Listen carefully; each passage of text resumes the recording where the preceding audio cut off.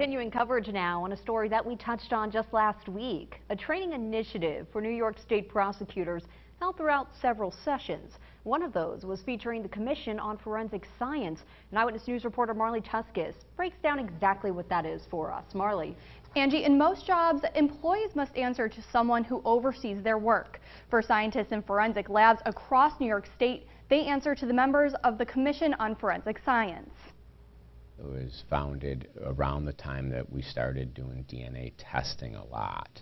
And we were one of the first states in the nation to actually create a state agency. It's actually part of our statute. Oneida County District Attorney Scott McNamara is one of the 14 commissioners with the Commission on Forensic Science here in New York. Basically, the responsibility of the commission is to oversee all the public labs. Obviously, we don't have any control over private labs, but the public labs. Since founded in 1995, public labs in the state are required to have policies and procedures in place for handling forensic evidence.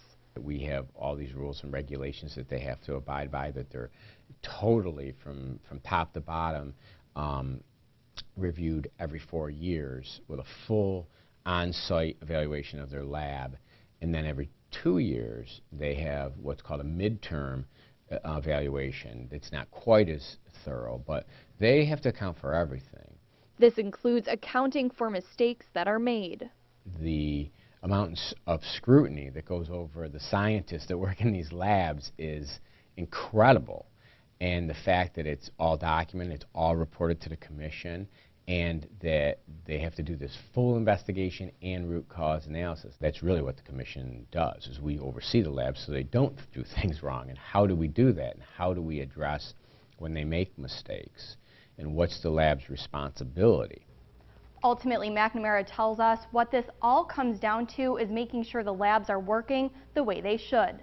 And in the end, this will benefit prosecutors around the state. Reporting, Marley Tuskus, Eyewitness News.